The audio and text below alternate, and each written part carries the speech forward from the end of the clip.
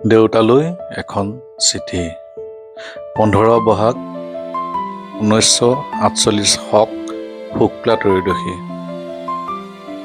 মৰমৰ দেউতা, আজি বহুদিন ধৰি আপোনালৈ চিঠি এখন লিখিম বুলি ভাবি আছিলোঁ, কিন্তু চিঠিখন লিখিবলৈ লৈ থমকি গৈছোঁ বাৰে বাৰে। আজি 24 বছৰে মনত পঞ্জীভূত হৈ থকা কথাবোৰে দেখোন হাতাৰ ওপৰা লগাইছে। সকলোবোৰে যেন কৈছে, মোৰ কথাখিনি আগতে কৈ পেলা, নহ'লে থাকি যাব। গতিকে মনলৈ কথাবোৰ ভগ্নাশ হৈহে পৰি আহিছে বিশৃংখলভাৱে। সেইবাবে কথাবোৰ আপোনাক শৃংখলাবদ্ধভাৱে ক'ব নোৱাৰিলেও তাৰ বাবে ক্ষমা কৰিব। ক্ষমা, এই শব্দটো মোৰ মুখত বোধহয় আপুনি প্ৰথম শুনিছে। আচৰিতো হৈছে চাগৈ। ওঠৰ ফাকত সন্তুষ্টিৰ হাঁহি এটাও ফুটি উঠিছে চাগৈ আপোনাৰ। ভাবিছে, ইয়াৰ কথাবোৰ যেনিবা অৱশেষত সলনি হৈছে। জানো, আপুনি চাগৈ মোক সেই 24 বছৰৰ আগৰটো বুলিয়ে ভাবি আছে। কাৰো কথা নুশুনা, উভত গৰে নচা অঘাইটং এটা। হয়, মোৰ বাহ্যিক অৱয়ব ব্যৱহাৰ পৰিৱৰ্তন ঘটিলেও মনটো সেই আগৰ দৰেই হৈ আছে। সুবিধা পালেই সেইটোৱে মাজে মাজে উক দি উঠে। তেতিয়াই মই সেই সি হৈ যাওঁ। আপোনাৰ মুখখনো তেতিয়াই ভাহি আহে মনলৈ। চকুৰ আগেৰে পাৰ হৈ যায় চিনেমাৰ শ্বটৰ দৰে এটা এটাকৈ। তেতিয়াই মনতে ভাৱ হয়, আজি যদি আপুনি থাকিলহেঁতেন।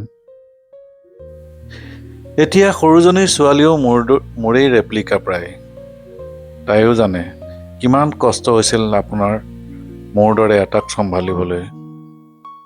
আজিকালি তাইও সেইবাবে মাজে সময়ে কৈয়ে পেলায়, তুমিও সৰুতে এনেকুৱাই আছিলা, আইতাই মোক সকলো কৈছে। মনটো তেতিয়াই আকৌ উভতি যায় সেই দিনবোৰলৈ, য'ত আপোনাৰ ঘৰমাত্ৰ দেহৰ গোন্ধটো একমাত্ৰ কথা আছিল, এক কৰ্তৃত্ব আছিল, এক ভৰসা আছিল। অজানিতে যেন উৰি আহে আপোনাৰ সেই পৰিচিত গোন্ধ। চকুকেইটা মুদি দীঘলীয়াকৈ উশাহ এটা উজাই লওঁ আপোনাৰ উপস্থিতিৰ উমান ল'বলৈ। আপোনাক এটা কথা কোৱাই হোৱা নাছিল। আপুনি যোৱাৰ প্ৰায় 2 বছৰৰ পাছতেই মোৰ বিয়া হ'ল 2002 চনত। মোৰ পেনপেননিত পৰি আপুনি যে চাবলৈ বুলি কৈছিল ছোৱালীজনী, সেইজনীৰ লগতে। সেইদিনা আপোনাৰ অনুপস্থিতিয়ে আমাৰ মাজত সৃষ্টি কৰিছিল এক বিশাল শূন্যতা। জানেনে, আপুনি এৰি যোৱাৰ দিনটোৰ কথা আজি কোপতি তাইয়ে মোক আগতীয়াকৈ মনত পেলাই দি আহিছে, ঠিক মাৰ দৰে। এই বছৰ বহাগৰ শুক্লা ত্ৰয়োদশী অহা ইংৰাজী 29 এপ্ৰিলত পৰিছে দেই। এনেকৈ আজিলৈ ইমানতে সামৰিছোঁ।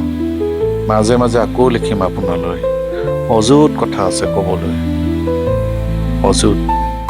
আপুনি ভালে কুশলে থাকক, এয়ে কাম্য। ইতি আপোনাৰ বাবা।